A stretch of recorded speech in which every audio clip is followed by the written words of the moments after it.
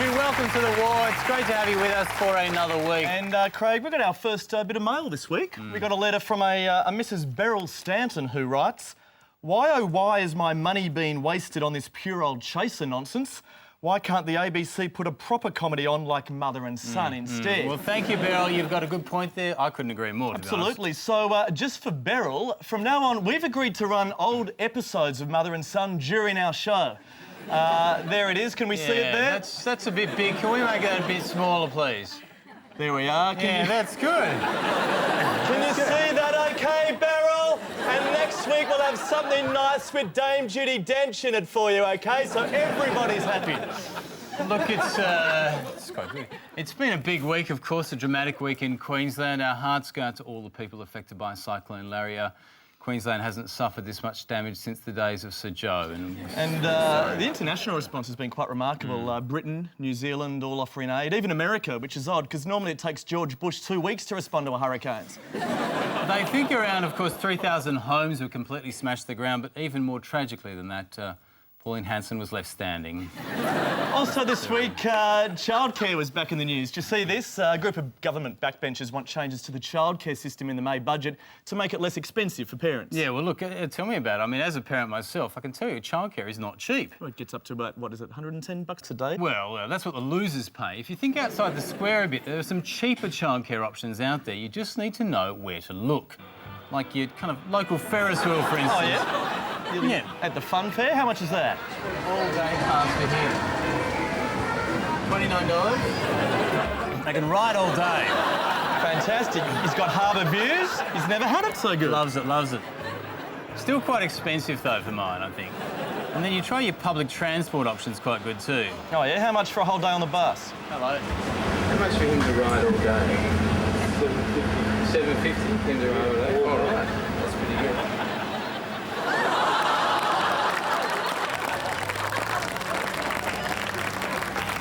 He's loving it there. Lost property is another way. You just have to claim it's not yours. Oh, yeah? Just check it in as lost? I just found this child. Can I leave him with you? Yeah. What time do you close?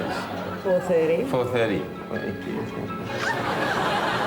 Bloody bargain. Yeah, it's not bad, it's not bad. You can go lower, though. You just use your cloakroom. That's a good option. How much is the 2 cloaks something here for the day? Oh, $4. Excellent. Can I have one, thanks?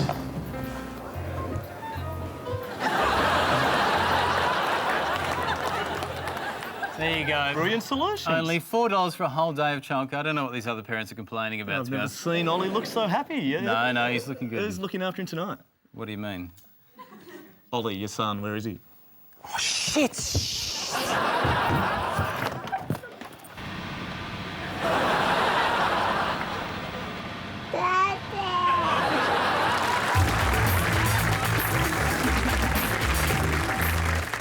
Wankster ringtones now for the Crazy Frog's hot new smash hit, Crazy Nessun Dorma. Get it in true tone. Polyphonic. Or gramophonic. Or text 875 for the very latest ringtone releases. Something annoying. Something way too loud for public transport. And a novelty ringtone you'll never actually use. Join Club Wankster now and receive a mountain of mobile phone spam absolutely free. Wankster ringtones, get phony.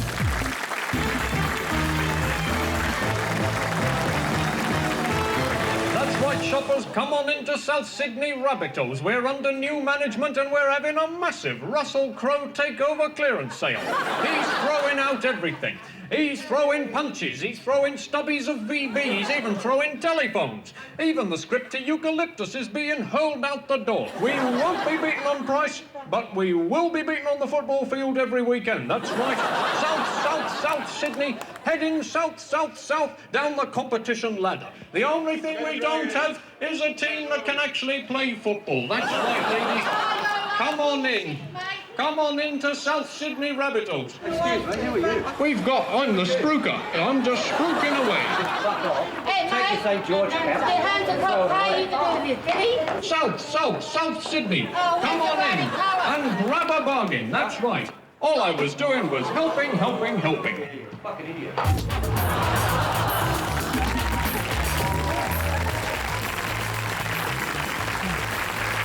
Well done there, mate. Well done. Very fantastic, fantastic Totally stuff. helping them out. Absolutely. Now, mate, do you know how to get ahead in Australia?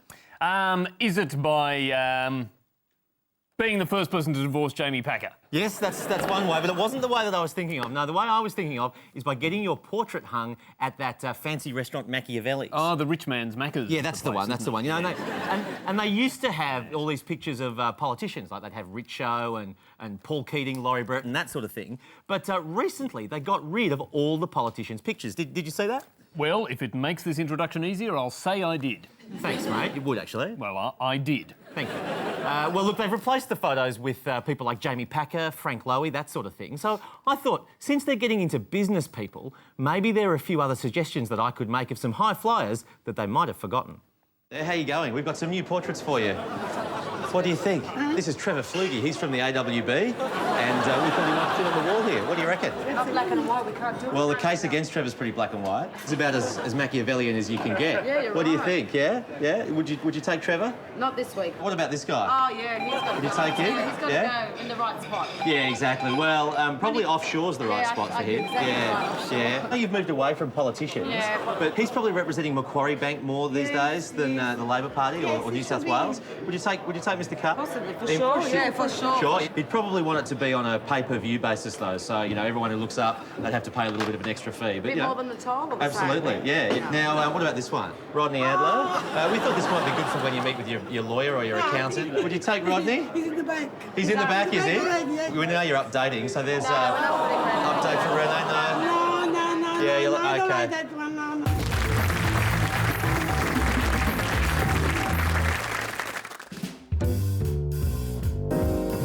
It's quite possibly the filthiest joke in the world. It's become this sort of secret handshake in comedy circles, passed on from comedian to comedian. No one's going to tell that on stage. Oh, that's the thing, isn't it? This isn't the kind of joke that you would ever tell in public. You could get arrested for telling this joke, which is why when somebody finally did... We couldn't believe it when you did it. Someone actually told it. Yeah, Alexander Downer told the joke. When we release our domestic violence policy, the things that batter. And I was like, oh my God. I could hardly breathe. I was in the room when he did it. I almost died. That was amazing. He didn't just tell the joke. He told the most out there version. Yeah, he definitely pushed the envelope a long way that night. Brave. The Adelaide Aristocrats, starring the world's most famous joke, Alexander Downer. Mr. Downer, I salute you. Yeah, very funny man, that Downer. Yes? Sorry, mate. I was just watching Mother and Son. It's pretty good, isn't it? Oh, it's not a bad episode, this Yeah, one. In it's fact, we've even had people ring in asking if we can bring it up full size. Can we? Fitz, Can we do that, Fitz? Can we switch the two around? See, that's what I'm talking about. That's much better. This will really help our ratings, I Oh, the reckon. Trial and Retribution audience will be loving this at the moment. Absolutely. In fact, speaking of comedy, sorry, can we just go back to normal? Thank you. Speaking of comedy, I had to fly interstate last weekend on Virgin Blue. And you know how on Virgin they're always a bit wacky and humorous. They're zany. They're out there. They like to crack jokes and stuff. And I started to ask myself, is their material actually that funny? So, to find out, I decided to write down Virgin Blue's in-flight safety announcement and perform it verbatim at an open mic comedy night to see how it went down in front of an actual live comedy audience. Ladies and gentlemen, put your hands together for Chris Taylor!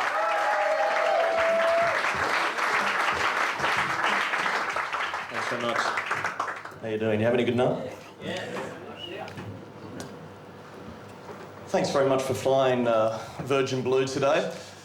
In the flight deck we have Captain Robert Nunn and the First Officer John Stanley. Your cabin crew for the day are Mandy, Sandy, Candy and I'm Randy, if that wasn't obvious already. We're here to make your experience as comfortable and enjoyable here on the flight this afternoon. However, there is also a serious side to the flight, and if I can just have a couple of moments of your attention while I run through some of the safety features of the aircraft. Airbags will fall from overhead in the event of emergency. Please stop screaming before attaching your mask. A reminder also that smoking is prohibited right throughout the aircraft. If you are caught smoking, we will ask you to step outside. Finally, underneath your seats you might find life jackets. They do come with a light and a whistle for attracting sharks, or if you like, a light and a whistle for attracting members of the opposite sex. My God! I didn't even like the light and whistle gag. That stuff's gold. I've never felt more uncomfortable in my life. I was dying out there, so I had to rescue the situation. I needed some proven material. So I decided to perform David Letterman's opening monologue from the previous night. Well, as far as Tonight Show hosts go, he's right up there. He's great, and he did a dynamite monologue about the Super Bowl. It was top-notch material. You're looking at a guy, I'm laughing on the outside, I'm dying on the inside, I am furious. Ladies and gentlemen, I am furious. If Seattle had made those 2 field goals, missed the extra point, and then scored a safety, I would have won the office pool. See, that's a big laugh. That's a huge laugh. You got to clap. It couldn't possibly fail, I thought. it. So let's see how I went doing the same monologue. Looking at a man, I'm laughing on the outside, I'm dying on the inside, I'm furious. I'm absolutely furious. If Seattle had made those 2 field goals, missed that extra point and then scored that safety, I would have won the office pool. Tough crowd, Chris. Tough crowd. I think you need the CBS Orchestra, mate. Well, luckily, Chaz, in terms of comedy insurance, I could go even better than the CBS Orchestra because I had Koshy's joke book. Oh, look out. A collection of Koshy's best jokes from the Sunrise program. Now, I know it was a long shot, but when you were dying as badly as I was, you're prepared to scrape the barrel and try anything. Koshy. Including Koshy's jokes. There's these 2 Mexican police officers investigating a murder, right? And there's a dead body there in front of them. And Carlos says to his partner, he says, well, what do you think happened here? And the partner says, I don't know, I think he might have been shot by a golf gun. And Carlos says, a golf gun? What the hell's a golf gun? I've never heard of such a thing. And the partner says, well, it certainly made a hole-in-one. Hole-in-one, Mexico. That kind of worked, Chris. That Virgin failed, Letterman failed, but Koshy absolutely blitzed it. So all hail the new king of comedy, David Kosh. Woo! Come on. Yep. OK, enough clapping. It's Koshy we're talking about here. Now, it's time on the show for another famous face-off. This is where we put 2 famous rivals head-to-head in a ruthless do-or-die showdown. And this week it's down to Canberra for the Battle of the Senators.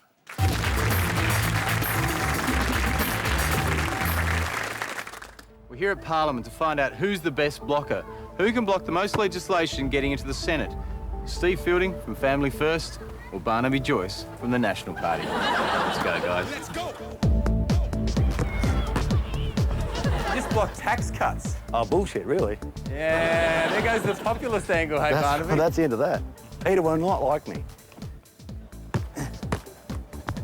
He's blocked VSU about bloody time. Now you get it right. Wow, look, they're coming that fast. What about, hang on a second, hang on.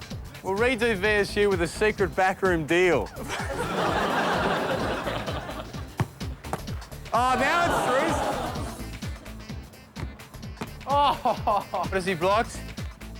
The sale of Telstra. Hang on. We haven't sold Telstra. We still own 51.8% of Telstra. Let's try it again. If I give you 3 billion, can 3.1 billion.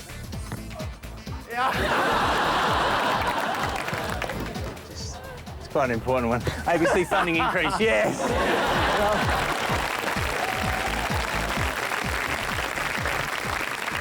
Yeah.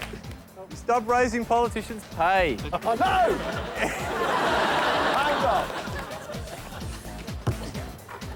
Oh, gay marriage, Steve.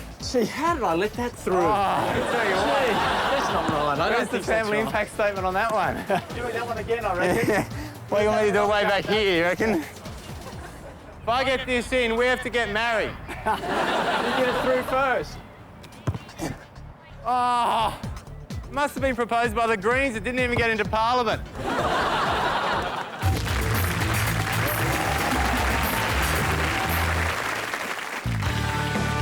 We're rolling from the shock. The biggest rock tour in the world. Cancelled. But one member of U2 is not giving up. Get ready for the first ever solo tour of Adam Clayton. Playing the bass lines of U2's greatest hits. Pride. Where the streets have no name. Vertigo. And One. No vocals, no charisma, just the root notes of chords. Book now for Clayton's concert. It's the concert you have when you're not having a concert.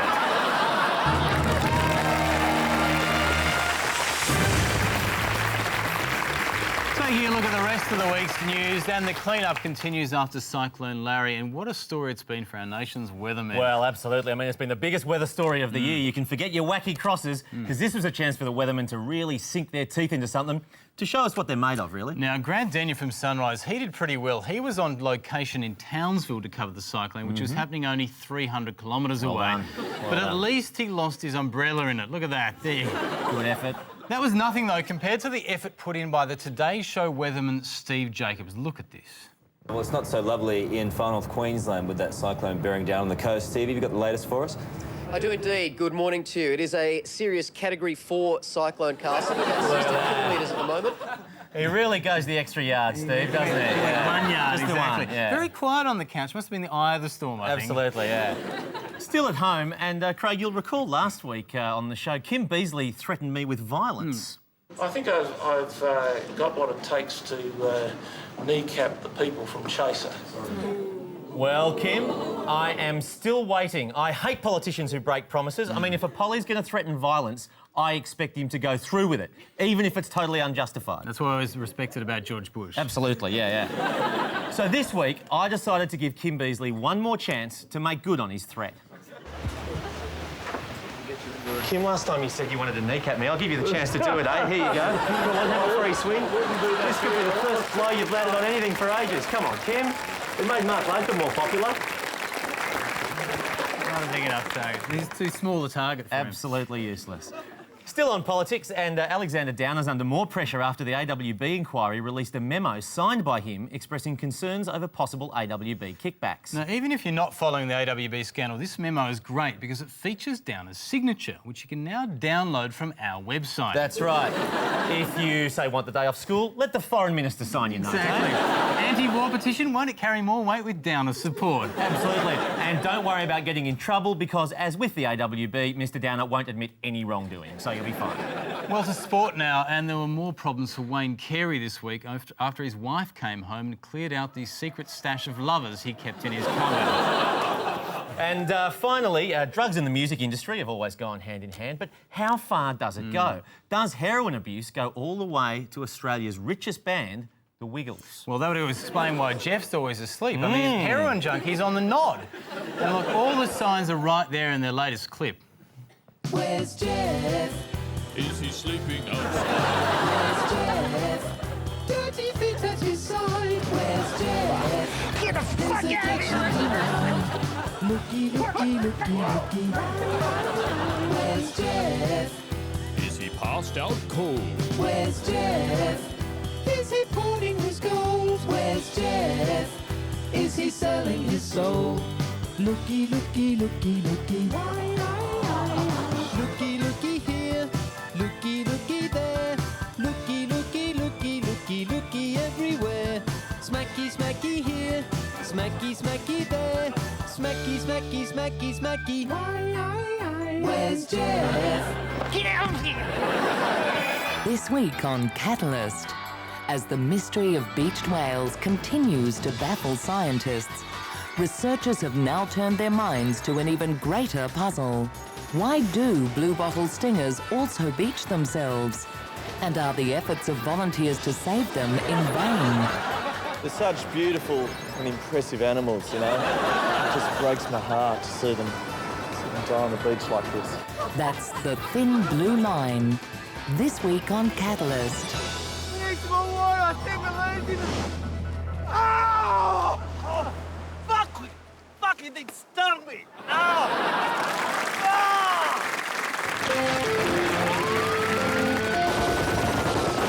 One of the main reasons I moved to America is because the breakfast cereal is made from chocolate fudge, and the most popular fruit juice is cherry Coke. But according to a recent obesity survey, Australia is catching up to America. Quite frankly, I didn't move to the USA to be number 2. So I've decided to hit the streets to help America keep its position as the fattest country on earth. How many burgers did you have today? 1. See, that's just not good enough. I don't want to be number one in that way. I want to be number one, the skinny country, that's it. You're a communist. You're not a true American. I don't need no more. I don't need that. No, you're not. You can do a lot better, quite frankly. Yeah. What are you eating here today? Chili and fish. What if we added some whipped cream? Nah. A little bit of this. Come on. Here, hold out your hand. You got the razor with you? Is the problem that there's not enough cream in? No more cream, no. One bite. Do your country proud. Just one bite. One bite. We trace it, right?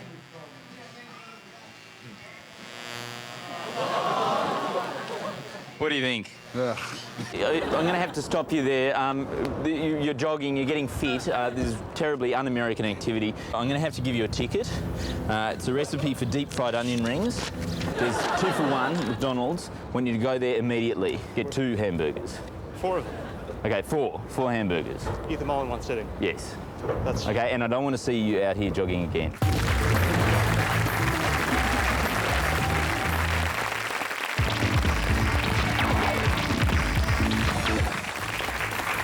Now, just before we get into it, a quick update. You might recall a couple of weeks ago we awarded this man a prize for best costume in a current affairs story. Meet Jack Gray. He not only looks like one, but he is a bloody idiot. Well, it turns out he loved that plastic bag so much that 2 weeks later on the current affair, he was at it again, still wearing it. Yes, well, here he is. He's just finished driving with the plastic bag on and apparently even wears it at home on his veranda.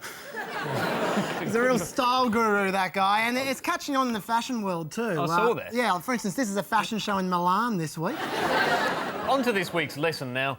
Graphics. Now, graphics are great for illustrating scientific concepts. For instance, look how easy it is to follow a current affairs explanation of the workings of the human brain. Evidence is that if that's working, then learning takes place, physical development takes place, fine motor development increases. Perfectly clear, isn't it? Thank you. I now have a PhD in neuropsychology. Well, graphics can also be used to create delicate metaphors, and our Lookout Today tonight deftly illustrates this story about a landlord who disapproves of someone's pet rabbit. All was fine until recently when the landlord set his sights on Thumper. Such a refined approach. But, you know, I reckon all that animation, that's just kid stuff. If you really want to engage with a complex concept in depth, what you want is a stamp. Now, take this Today Tonight story on household appliances, for instance. What do you think's wrong with these items, Andy? I don't know, they look all right to me. Look carefully now. Well, they look... Oh, are they defective in some way, or...? Bingo! Is that what it is? Just in case you're not sure, there you go. I've learned. Yeah, in fact, Today Tonight uses stamps for pretty much every issue that they want to explore in a subtle and nuanced fashion. Parking inspectors caught out. Disaster after disaster. The foreign worker invasion. Not one student passed. Harassment, lost files. They were bullies. Guilty of racial vilification. The ring was all a fake. Banned from driving his car's unregistered, uninsured. The mum hounded one minor Bengal 8 different ways. Thieves, drug addicts, criminals, drugs, assaults, crime out of control. Destroying a once peaceful community. Well, there's nothing like reducing complex issues to 2 words in a rectangular box. And that's why we decided we could improve some of the great works of literature by translating them into current affairs-ese. For example, Romeo and Juliet, Oliver Twist, and Gibbon's Decline and Fall of the Roman Empire. Compelling reading, all 3 of them, but the only downside, I guess, Andrew, with stamps is they can be a tad intrusive. Oh, I don't think so. No, they can be. They really can. In fact, sometimes they even get in your way. Take this poor bloke here. The one on the right I'm talking about, this one come up, he was forced to actually limbo underneath the stamp. Rather intrusive now, I admit. Look, I think these stamps are brilliant, and we were so impressed we decided to go to the premises of Channel 7 to pay our compliments. Too many stamps. I wonder what Today Tonight's graphics guy thought about that. Well, good night. Good night. Thank you, guys. That is just about it. for tonight, but we couldn't go without commemorating the 3rd anniversary of the liberation of Iraq this week. Yes, 3 years of freedom. 3 years of democracy. 3 years of restored order, and we're going to celebrate with this beautiful cake which we prepared, so if we all sing it together now. Happy birthday to you. Oh. Birthday, dear Iraq. And on that note, have a great weekend, and just for Beryl, we'll leave you with a classic moment from the mother and son closing credits. Good night.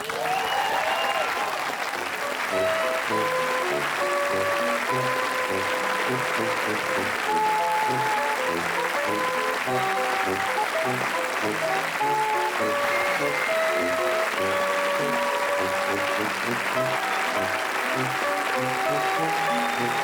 you.